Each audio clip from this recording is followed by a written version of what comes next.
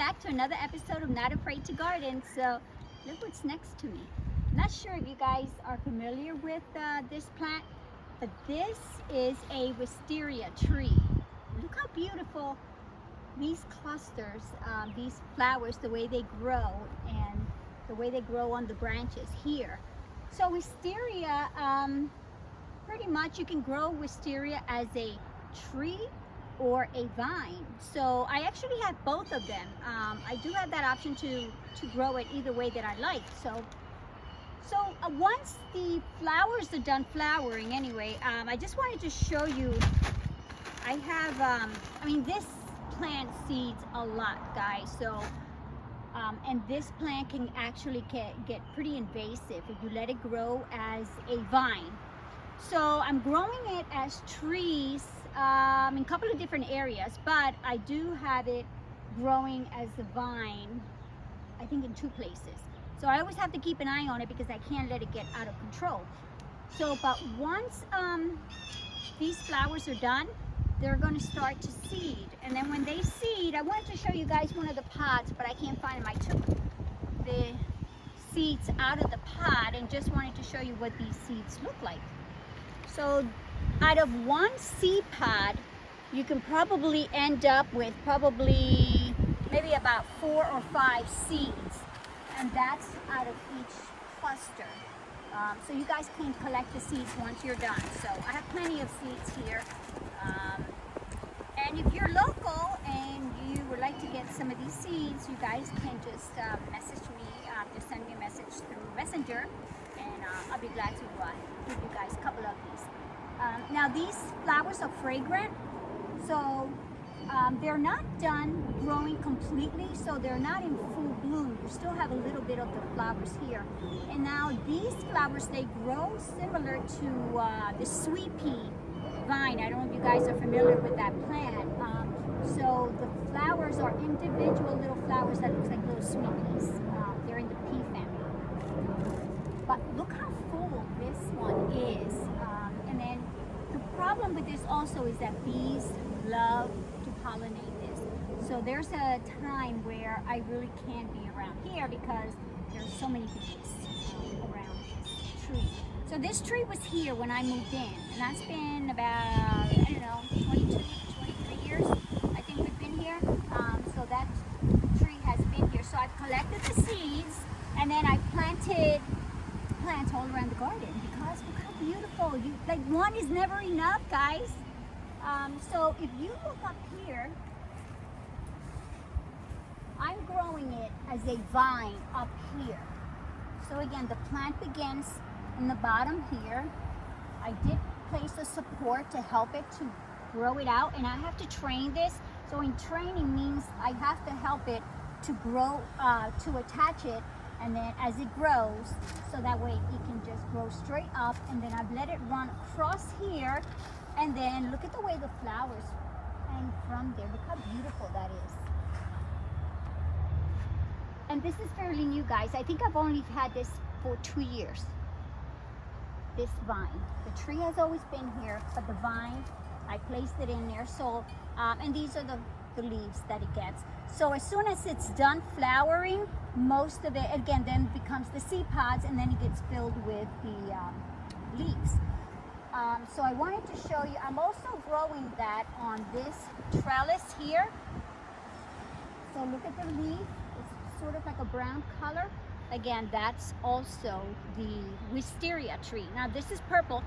These trees, they come in white, pink, purple, blue,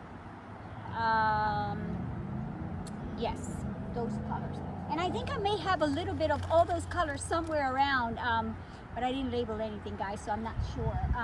So it is growing around here, this trellis here. And then I want to show you guys further back here that I'm also, actually this one also I started it as a seed. So as you plant it as a seed, you can start this in the house, and then once it starts getting larger, then just put a little stake or little stick, tie it, and then train it, and then plant it outside. So I'm going to show you how I started this one also. And again, don't let these plants get out of control, guys, because again, they're pretty invasive. And if you let it get out of control, by the time that you're going to want to try to, control that plant from taking over, it may be a little too late. And these are vines and they get pretty thick, so that could be a problem in your garden. So here's this one. So as it was growing, again, I attached this metal pole here, and then I put the basket, that way the basket, it just hangs on the basket here, and then it'll hang over. So what I do is every summer I clip it. I don't let it, because if I don't snip the ends, this grows as a vine. So as I clip it, I'm training it to grow as a tree. So all you have to do is in each section just go and cut it, and then the tree will continue to grow new flowers, new stems along the branch. Okay, so that's how I'm controlling that one. I'm not sure if I have it here. That's something else. But let me show you where it's also growing. And here, it wasn't actually my choice to plant it where I'm going to show you now. It just grew there. And I kind of just let it go, and I didn't snip it, I didn't cut it or anything like that. But by the time I realized it, it had already grew in. I did try to kind of cut it really down at one point, but it keeps coming in. I would have to dig it out all the way from the ground. And these wisteria trees, the roots are so invasive, guys. They root all the way down, so far down that you may have to probably go in at least a good 6 to 8 inches even to be able to pull it out from the garden.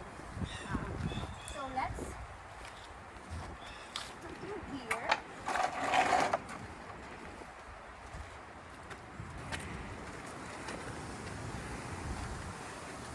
Look at this. Isn't that beautiful? I mean, it's beautiful. I love it, but I have to, this is actually a lot of work during the summer because I have to keep it kind of round. So I'm always having to go around and to snip it because, again, as you see this growing here, this, again, the vine will just wrap all over everywhere. And I don't want that to happen. So I'm trying to control it to keep it pretty much as a low tree. So this is as far as high that that I'll allow it to grow. Guys, do you guys see that bee? So again, you see the purple flowers, and the scent is so strong, guys. The scent is amazing, but the tree, the bees want to take over the plant, and they won't allow me to get close to it. But I want to show you here, down here. Look how beautiful this is as it's hanging down. Look at this. Look at that, guys. Oh, I'm just in love with this plant. Isn't that gorgeous? And you can grow this in your garden, guys. This doesn't have to be that large. You don't have to grow it this large in your garden. You can just grow it as small as the little tree that I just showed you. And again, it all begins with the seeds. The seeds take about, I have to say, maybe 2 to 3 weeks by the time that you start to see something come through. This comes back every year. It is a perennial. So you can definitely grow this at home. So I wanted to share this with you guys.